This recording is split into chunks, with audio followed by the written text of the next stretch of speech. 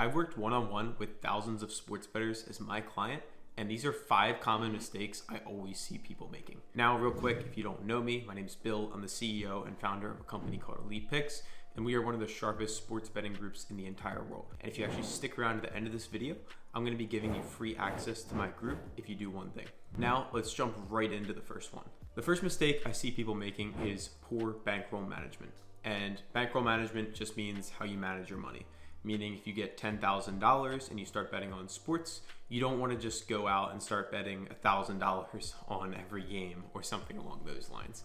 You have to have a proper system in place. You need to have something called unit structure, basically meaning I don't personally believe you should be betting more than 1 to 2% of your bankroll.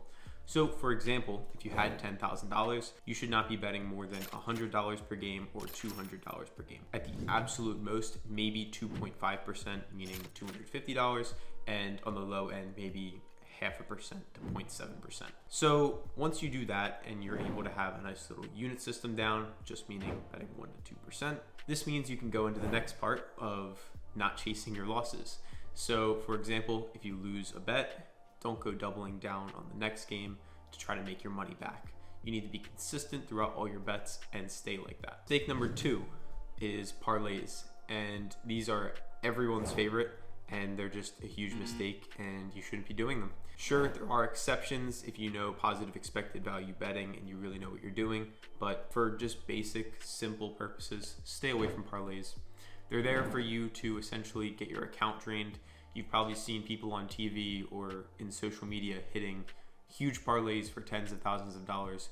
But as a general good rule of thumb, and as someone that has actually made a ton of money in the sports betting markets as a pro, I'd recommend you stay away from them. I'm actually going to show you a client or an indirect client from a while ago that hit a parlay for over 700 grand using our bets or our picks in our service. But in reality, we would just tell them, hey, you really shouldn't be doing this. You should be betting singles. Sure, it looks fun. It sounds fun. Bet a little, win a lot. But in reality, singles are going to make you a lot more money in the long run or diminish the house edge against you. And for those of you that are going to ignore me and keep betting parlays anyway, we do have a free parlay calculator. So I'm going to link that in the top of the description.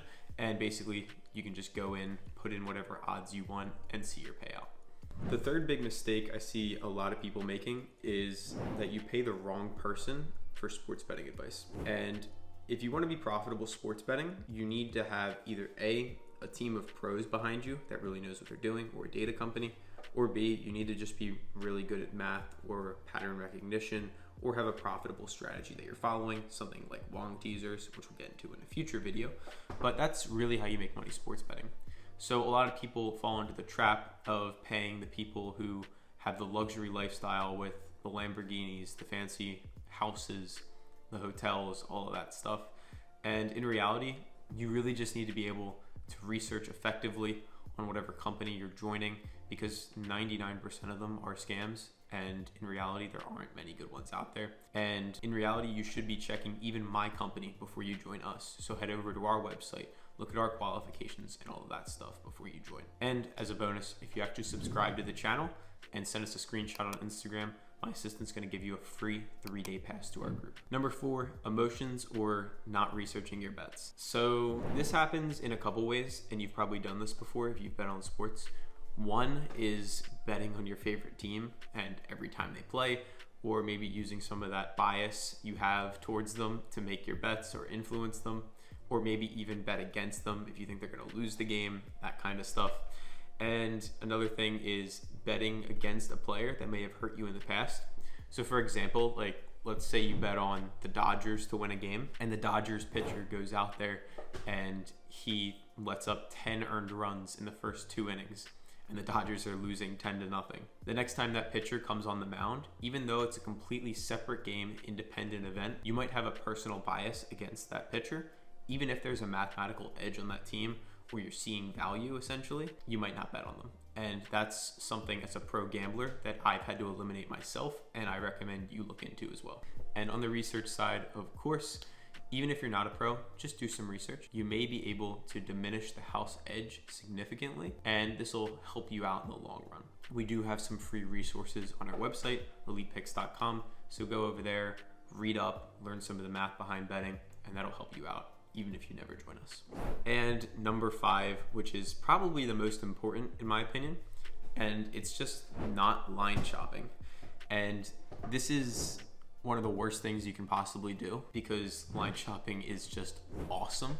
So for example, let's say you wanted to bet on, maybe DraftKings has the Chiefs at minus 120, meaning bet $120 to win 100 of profit. Maybe FanDuel has them at minus 125, meaning bet 125, and if they win, you win 100 of profit. And then maybe Caesars has them at minus 127, meaning you have to bet 127 in order to win 100 of profit. You should always be checking multiple sports books for the best odds before you place a bet. So in this case, you always need to be placing this bet at DraftKings, because in the event that this pick loses, you save $5 or $7 essentially, because you bet 120 instead of 125 or 127.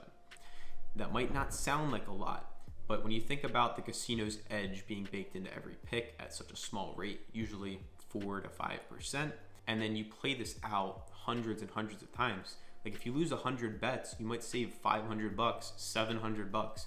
So it's very important, and I highly recommend you guys start line shopping. So that wraps up the 5 most common mistakes. We have poor bankroll management, we have parlays, we have paying the wrong group for picks, we have emotions and not researching, and then we have not line shopping.